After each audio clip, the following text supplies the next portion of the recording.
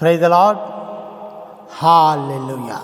చిన్న ప్రార్థన చేసుకుని దేవుడు అనుగ్రహించినటువంటి వాక్యాన్ని ధ్యానిద్దాము. సర్వోన్నతుడా, సర్వశక్తిమంతుడా, వాక్యమయ్యున్న దేవ, పరిశుద్ధాత్మ దేవ, సంఘముల మధ్య సంచరించు ప్రభువా, నువ్వు అనుగ్రహించిన వాక్యాన్ని ధ్యానించబోచుండగా నా దేవా, నా తండ్రి, వాక్యం వింటున్న వారందరితోనూ ఉండమని, మరి విశేషంగా ఈ దాసునితో నువ్వే ఉండి నా ద్వారా మా అందరితో నువ్వే మాట్లాడే శ్రేష్టమైన ఆత్మీయ ఆహారం మాకు అనుగ్రహించి మా జీవితాలను నూతన పరచమని నా దేవుడు, నా ప్రభు, నజరేయుడైన యేసుక్రీస్తు వారి అతి పరిశుద్ధ నామమున బ్రతిమాలి వేడుకొనొచ్చున్నాను పరమ తండ్రి. ఆమేన్. భయము అన్న పదమునకు అర్థము తెలియని వారు ఎవరు కూడా ఉండరు. ప్రతి మనిషి తన దైనందిన జీవితంలో ఏదో ఒక విషయానికి భయపడుతూనే ఉంటాడు. కొందరు చిన్న చిన్న విషయాలకు భయపడతారు, కొందరు పెద్ద పెద్ద విషయాలకు భయపడుతూ ఉంటారు. కొందరు పామును చూస్తే భయపడతారు, కొందరు బల్లిని చూస్తే భయపడతారు, కొందరు పులిని చూస్తే భయపడతారు, కొందరు పిల్లిని చూస్తే భయపడతారు, కొందరు ఏనుగును చూస్తే భయపడతారు, కొందరు ఎలుకను చూస్తే భయపడతారు, కొందరు సాతానుకు భయపడతారు, కొందరు రోగాలకు భయపడతారు, కొందరు దొంగలకు భయపడతారు, కొందరు రౌడీలకు భయపడతారు. అలాగే అప్పులో ఇచ్చిన వాడిని చూస్తే భయము, పై అధికారిని చూస్తే భయము, అత్తను చూస్తే భయము కోడలకు, అలాగే భార్యను చూస్తే భర్తకు భయము, భర్తను చూస్తే భార్యకు భయము. ఇలా ఒక్కొక్క మనిషికి ఒక్కొక్క రకమైన భయము. మనిషి జీవితాన్ని భయము రాజ్యము ఏలుతుంది. మనిషి జీవితాన్ని భయము నడిపిస్తూ ఉంది. మనిషి జీవితాన్ని భయము శాసిస్తుంది. అయితే బైబిల్లో అనేక చోట్ల వ్రాయబడి ఉంది, భయపడకుడి, నేను మీకు తోడుగా ఉంటాను. ఒకసారి యెహోషువ గ్రంథము 1వ అధ్యాయము 9వ వచనం మనము చదువుదాము. నేను నీకు ఆజ్ఞ ఇచ్చి ఉన్నాను కదా, నీకు భరము కలిగి ధైర్యముగా ఉండుము, దిగులు పడకుము, జడియకుము, నీవు నడుచు మార్గమంతటిలో నీ దేవుడైన యెహోవా నీకు తోడై యుండును. భయపడవద్దు అన్న వాక్యాలను మనము బైబిల్లో అనేక చోట్ల మనము చూస్తాము. యెషయా గ్రంథము 43వ అధ్యాయము 1-3 వచనాలు మనం చదువుదాము. భయపడకుము, పేరు పెట్టి నిన్ను పిలిచి ఉన్నాను, నీవు జలములో పడి దాటున్నప్పుడు నేను నీకు తోడయ్యందును, నదులలో పడి వెళ్ళినప్పుడు అవి నీ మీద పొర్లి పారవు, నీవు అగ్ని మీద నడుచున్నప్పుడు కాలిపోవు, జ్వాలలు నిన్ను కాల్చవు. యెహోవానగు నేను నీకు దేవుడను, ఇశ్రాయేలు పరిశుద్ధుడైన నేను నిన్ను రక్షించు వాడను. శత్రువులు నిన్ను ఏమీ చేయలేరు, శత్రువులు నిన్ను ఏమీ చేయలేరు. నదులలోని నీరు నిన్ను ఏమీ చేయదు, అగ్ని గుండములోని అగ్ని జ్వాలలు నిన్ను ఏమీ చేయవు, ఎందుకంటే నేను నీకు తోడయ్యుండి రక్షిస్తాను. అది దేవుడు చెబుతున్న మాట. పరిశుద్ధ గ్రంథంలో అనేక చోట్ల దేవుడు ఇలాంటి అభయం ఇచ్చి ఉన్నాడు తన బిడ్డలకు. అలాగే మత్తయి సువార్త 10వ అధ్యాయం 30-31 మనం చూద్దాము. మీ తల వెంట్రుకలన్నీ లెక్కింపబడి ఉన్నవి కనుక మీరు భయపడకుడి, మీరు అనేకమైన పిచ్చుకల కంటే శ్రేష్ఠులు. ఎంత గొప్పగా చెప్తున్నాడు ప్రభు. మనము లెక్క పెట్టలేని మన తల వెంట్రుకలను, మనము ఎన్నిక లేనివని తీసి పడవేసి తల వెంట్రుకలను దేవుడు లెక్క పెడుతున్నాడట. దీని అర్థము, మీ జీవితం యొక్క ప్రతి క్షణము నా లెక్కలో ఉంది, భయపడవద్దు. నాకు తెలియకుండా నీ లెక్కను ఎవరు సరిచేయలేరు, ఎవరు కూడా మార్చలేరు. మీ జీవితాన్ని ఎవరు ఏమీ చెయ్యలేరు నాకు తెలియకుండా. కాబట్టి నాకు భయపడవద్దు అని ఈ వాక్యంలో ప్రభు సెలవిస్తున్నాడు. సో దేవునికి తెలుసు మన భయములు, అందుకే మనలను ఆదరించడానికి ఎన్నోసార్లు బైబిల్లో చెప్పాడు భయపడవద్దు అని. అయితే దేవుడు బైబిల్లో ఇంకొక మాట కూడా చెప్పాడు. మీరు దేనికి భయపడవద్దు, ఎవ్వరికి భయపడవద్దు, కానీ నాకు భయపడాలి, మీరు నాకు భయపడాలని చెప్పాడు. ఒక్కసారి యెషయా గ్రంథము 8వ అధ్యాయము 12-13 వచనాలు మనం చదువుదాం. ఈ ప్రజలు బంధకట్లు అను చెప్పునదంతయు బంధకట్టు అనుకొనకుడి, వారు భయపడు దానికి భయపడకుడి, భయపడి దాని వలన దిగులు పడకుడి. సైన్యములకు అధిపతి యెహోవాయే పరిశుద్ధుడనుకోండి, మీరు భయపడవలసిన వాడు ఆయనే, ఆయన కోసమే దిగులు పడవలెను. ఇంత మునుపు నేను చెప్పాను, భయము మనలను నడిపిస్తుందని. పై వాక్యంలో మనం చూస్తాము, భయం వల్ల ఏమొస్తుందంట? దిగులు వస్తుంది, భయం వలన కంగారు వస్తుంది, భయం వలన ఆందోళన వస్తుంది, భయం వలన తత్తరపాటు వస్తుంది. సో దానివల్ల మనం ఇంకా ఏదో చేస్తాము, ఇంకా ఏ తప్పుడు పని చేస్తాము, ఇంకా ఏ చేయరాని పని చేస్తాము. అది భయము నడిపించడం అంటే. అప్పుల వారిని చూస్తే మనం ఏం చేస్తాము? దాగుకుంటాము. అప్పుల వారిని చూస్తే మనము భయపడి పారిపోతాము, అవునా కాదా? అది భయము నడిపించడం అంటే. ఇక్కడ దేవుడు అంటున్నాడు, మీరు భయపడవలసిన వాడు నేనే, ఇంకా దేనికి భయపడవద్దు. అలాగే మత్తయి సువార్త 10వ అధ్యాయం 28లో వ్రాయబడి ఉంది, దేవునికి భయపడుడు అని. ఆత్మను దేహమును నరకములో నశింప చేయువానికి మిక్కిలి భయపడుడే. ఆత్మను శరీరాన్ని నశింప చేయువానికి మిక్కిలి భయపడుడి. సో వాక్యము బోధించే సత్యము, మనము దేవునికి భయపడుతూ ఉంటే ఇంకా మనం దేనికి భయపడవలసిన అవసరము లేదు. ఎందుకంటే ఆయనకు నీటి మీద అధికారం ఉంది, గాలి తుఫాను మీద అధికారం ఉంది, సూర్య చంద్రుల మీద అధికారం ఉంది, భూమిపై అధికారం ఉంది, సముద్రంపై అధికారం ఉంది, ఆకాశంపై అధికారం ఉంది, సమస్త అడవి జంతువుల మీద, పురుగుల మీద అధికారం ఉంది, సమస్త దేశాధినేతల మీద, అధికారుల మీద అధికారం ఉంది, సాతాను పైన అధికారం ఉంది, రోగం పైన అధికారం ఉంది. మీరు భయపడే అత్త, మామ, భార్య, భర్తల మీద అధికారం ఉంది. చివరికి నీ ప్రాణం పైన కూడా ఆయనకు అధికారం ఉంది. ఆయన అధికారం క్రింద లేనిది ఈ సృష్టిలో ఏదీ లేదు. సమస్త అధికారము ఆయనది. అటువంటి సర్వాధికారి అయిన దేవుడు నీ ప్రక్కన ఉంటే నీవు ఎవరికైనా దేనికైనా భయపడవలసిన అవసరము ఉంటుందా? అవసరం లేదు. మనము దేవునికి భయపడి జీవిస్తున్నంత కాలము మనము ఎవరికి భయపడవలసిన అవసరం లేదు. అది దేవుడు మనతో చెబుతున్న మాట. ప్రశ్న ఏమిటంటే, మనము దేవునికి భయపడుతున్నామా? మన జీవితాలను దేవుడు శాసిస్తున్నాడా? మన జీవితాన్ని భయము శాసిస్తుందా?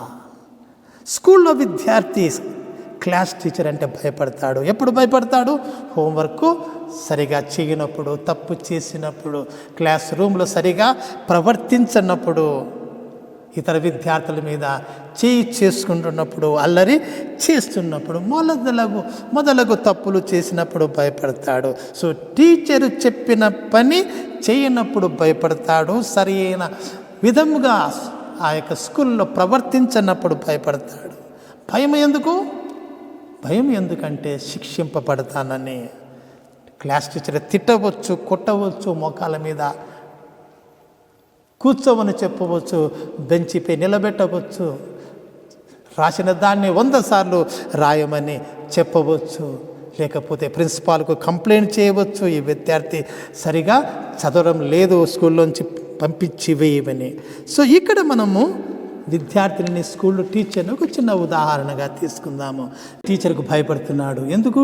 టీచర్ శిక్ష విధిస్తుందని. ఎందుకు శిక్ష విధిస్తుంది?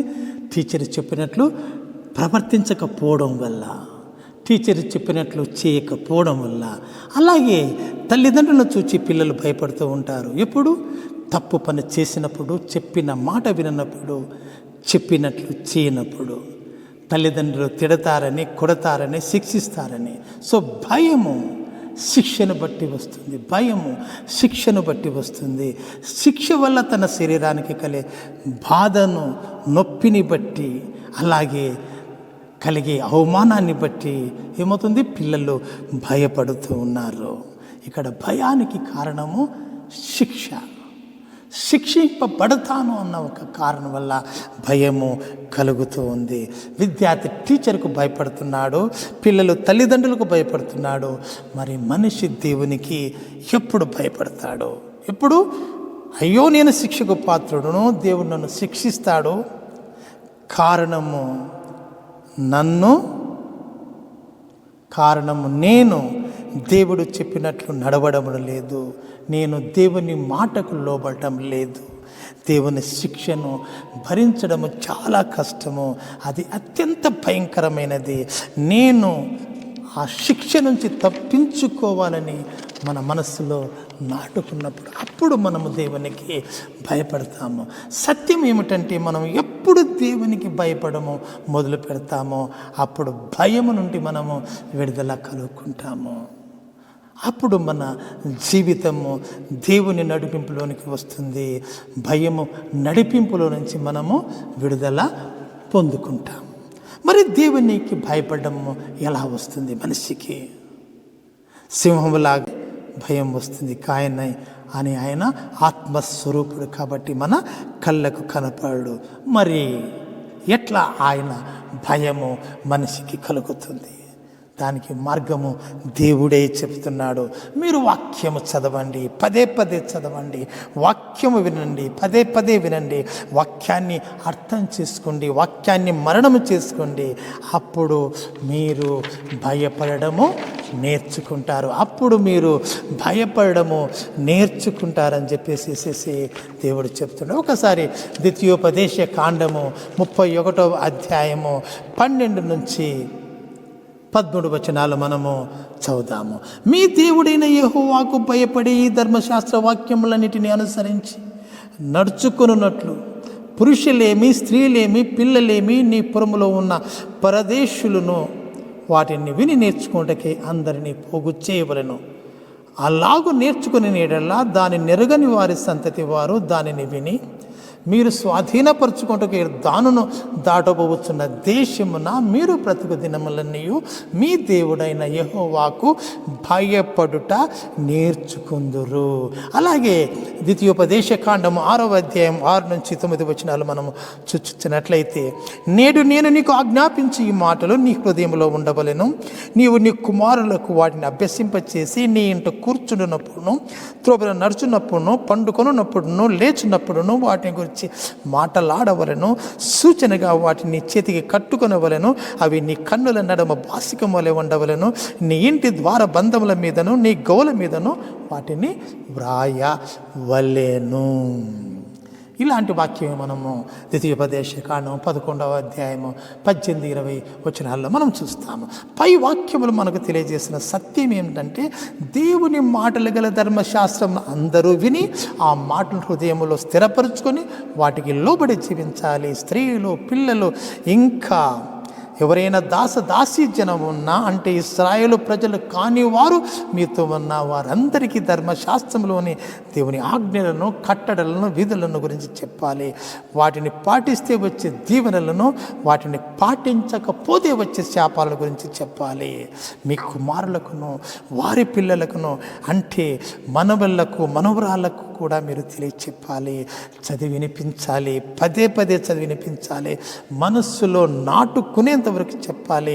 అవి మనస్సులో నుంచి తప్పిపోకుండా ఉండనట్లు వారితో చెప్పుతూనే ఉండాలి. అప్పుడు వారు దేవునికి భయపడము నేర్చుకుంటారు. అప్పుడు వారు దేవునికి భయపడము నేర్చుకుంటారు. దేవునికి భయపడడం అంటే దేవుని మాటలకు భయపడి జీవించడము.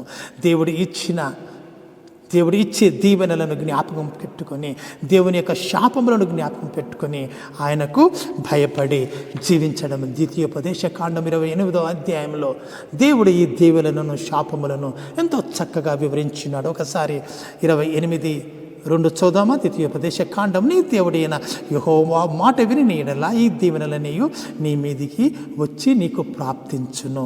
అలాగే 28:15 చదువుదాము. నేడు నేను నీకు ఆజ్ఞాపించు ఆయన సమస్తమైన ఆజ్ఞలను, కట్టడలను నీవు అనుసరించి నడుచుకొనవలనని నీ దేవుడైన యెహోవా సెలవిచ్చిన మాటలను వినని ఎడల.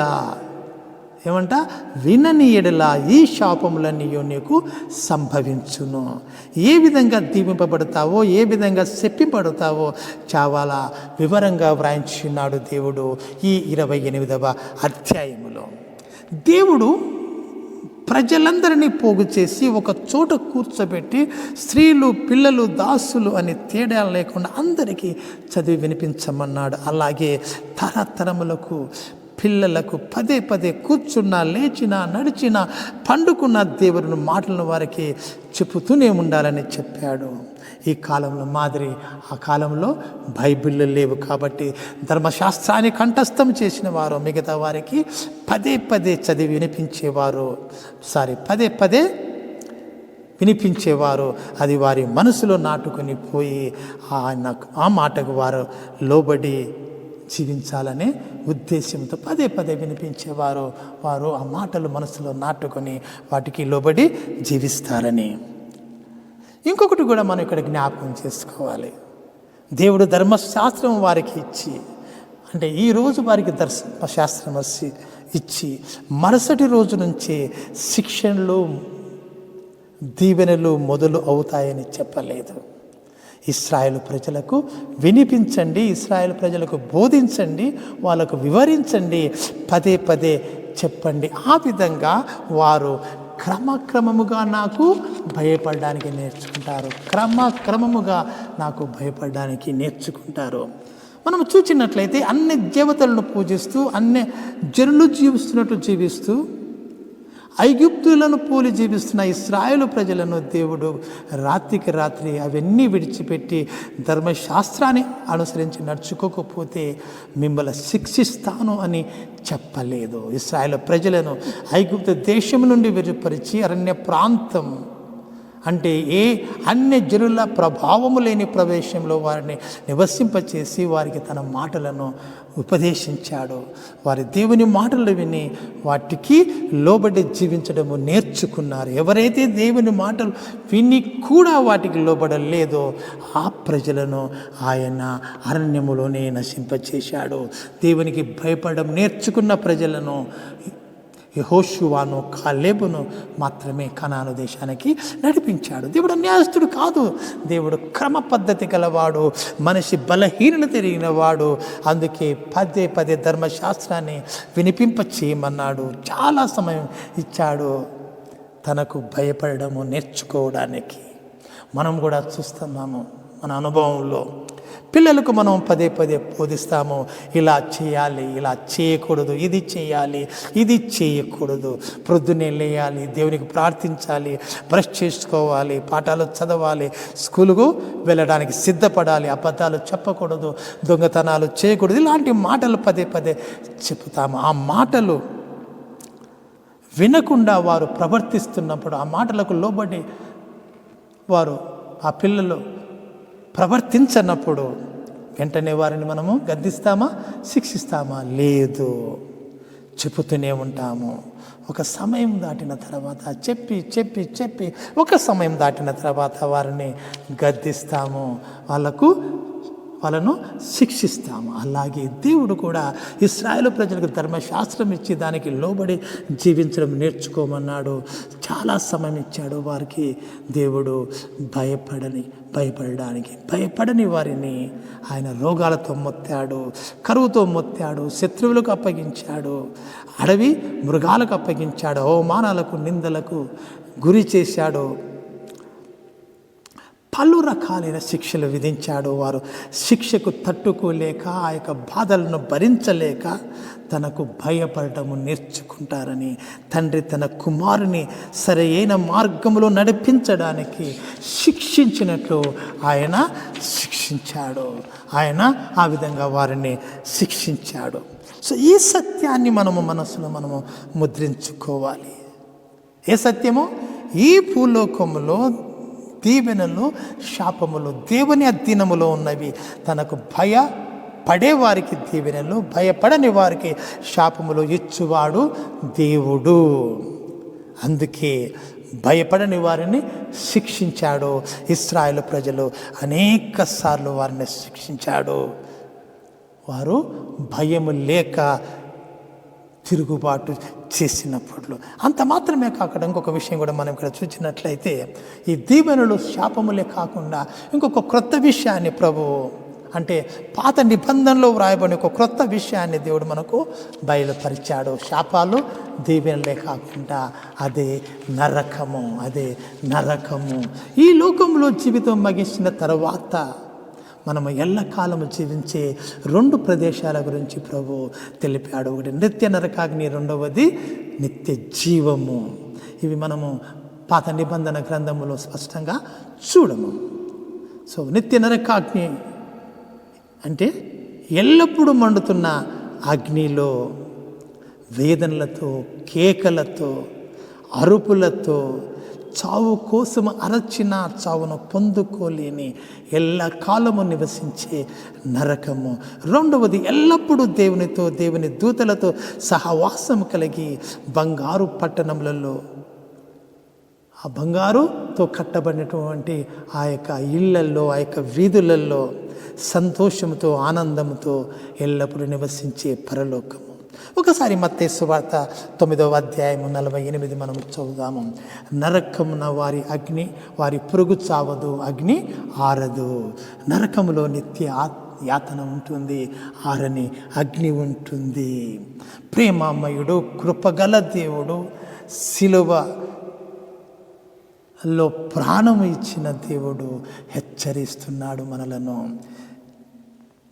ఎంతో ప్రేమ మన పట్ల చూపించిన ప్రభు మనకు సెలవిస్తున్నాడు.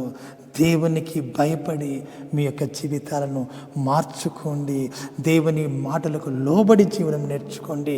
లేకుంటే ఆరని అగ్నిలో మరణము కొరకు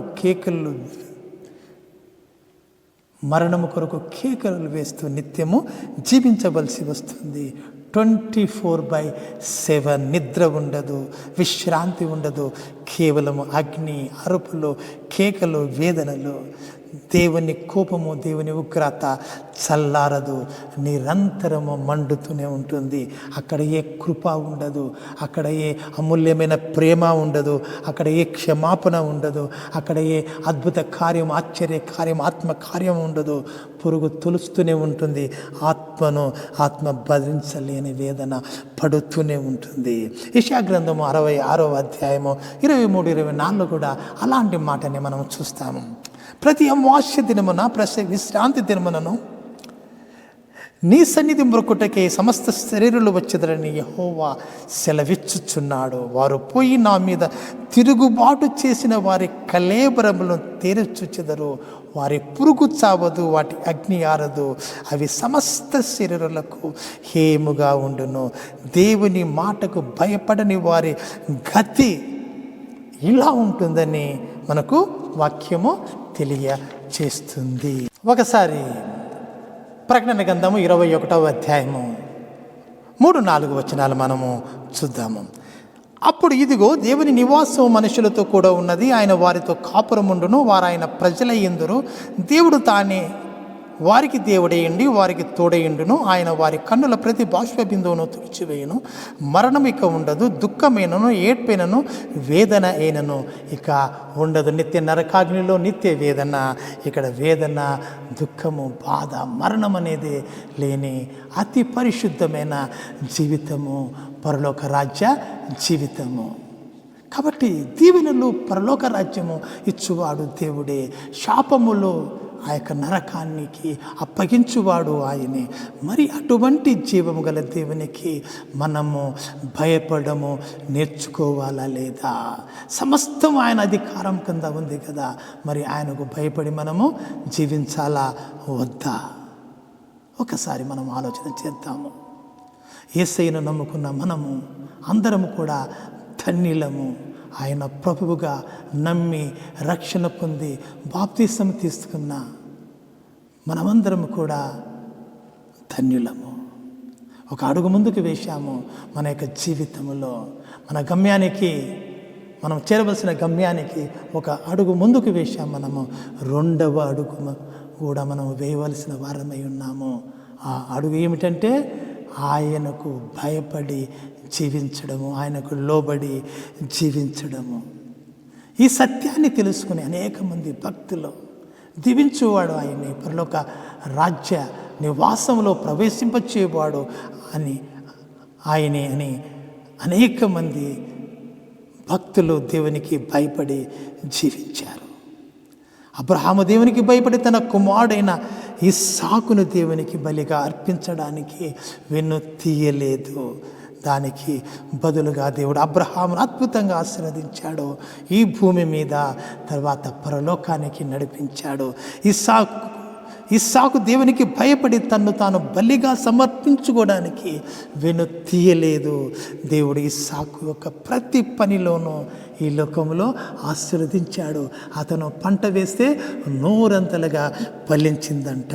ఆ విధంగా ఇస్సాకుని ఈ లోకంలో ఆశీర్వదించి తన దగ్గరకు నడిపించుకున్నాడు. యోసేపు దేవునికి భయపడి పరిస్థితి పొందును తిరస్కరించాడు. అద్భుతంగా ఆశీర్వదింపబడ్డాడు.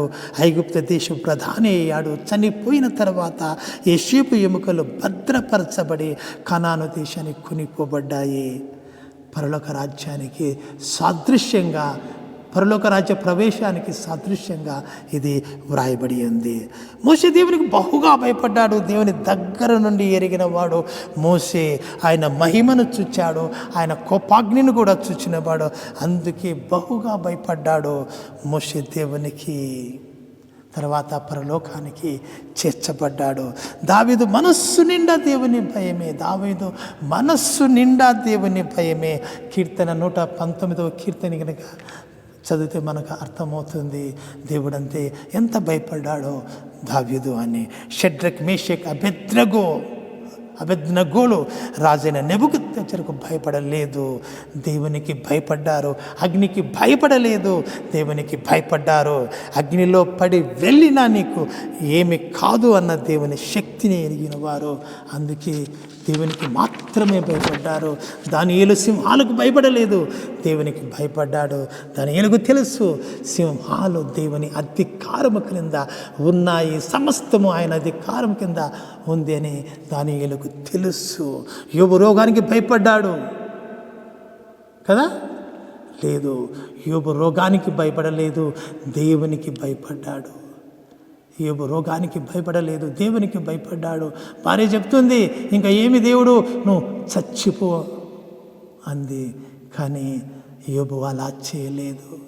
రోగం రాకముందు దేవునికి భయపడ్డాడు, రోగము వచ్చిన తర్వాత కూడా దేవునికి భయపడ్డాడు.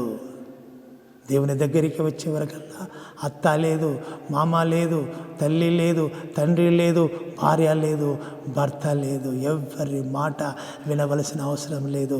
అదే ఇక్కడ మనకు నేర్పించాడు యోబు. మనము భయపడవలసిన వాడు దేవుడే, మనము వినవలసిన మాట దేవునిదే అని ఇక్కడ మనకు ఎంత చక్కగా ఆ యొక్క వాక్యం మనకు తెలియచేస్తుంది. సో అలనాటి భక్తులను చూసి నేర్చుకుందాము. మనకు చక్కగా బైబిల్ దేవుడు ఇచ్చున్నాడు, మనకు చక్కని మందిరాలను దేవుడు ఇచ్చున్నాడు, చక్కగా వాక్యాన్ని ప్రకటించే సేవకులను ఇచ్చున్నాడు. కాబట్టి దేవునికి భయపడము మనము నేర్చుకుందాము, దేవునికి భయపడము నేర్చుకుందాము. ఆ 2వ అడుగు కూడా వేద్దాము. ఆ పరలోక రాజ్యాన్ని మనము స్వంతం చేసుకుందాము. ఈ లోకంలో శ్రేష్టమైన దీవెనలు పొందుకుందాం. ఒకసారి 2వ కొరింథీ 5వ అధ్యాయం 10వ వచనం మనం చూద్దాం. ఎందుకనగా తాము జరిగించిన క్రియల చొప్పున అవి మంచివేనను చెడ్డవేనను సరే, దేహముతో జరిగించిన వాటి ఫలమును ప్రతి వాడును పొందినట్లు మనమందరమును క్రీస్తు న్యాయపీఠము ఎదుట ప్రత్యక్షము కావలను. మనిషిగా పుట్టినవాడు ఎవడు తప్పించుకోలేడు. ఈ వాక్యము మన కొరకే వ్రాయబడింది, క్రిస్టియన్స్గా పిలువబడిన వారి కొరకు వ్రాయబడింది. సో నమ్మని వారికి ఎలాగో నిత్య నరకాగ్ని. మార్కు సువార్తలో ప్రభు చెప్తాడు కదా, నమ్మిన వారికి బాప్తిస్మమివ్వండి, నమ్మని వారు శిక్షకు పాత్రులు అని. కాబట్టి నమ్మని వారికి ఎలాగో నిత్య నరకాగ్ని, కానీ విశ్వాసులమైన మనము న్యాయపీఠం మీద తప్పకుండా నిలవబడవలసి వస్తుందన్న సత్యాన్ని మరవద్దని నేను మీకు మనవి చేయుచున్నాను. హెబ్రీ పత్రిక 10:31 ఒకసారి మనం చూద్దాం. జీవము గల దేవుని చేతిలో పడుట భయంకరము.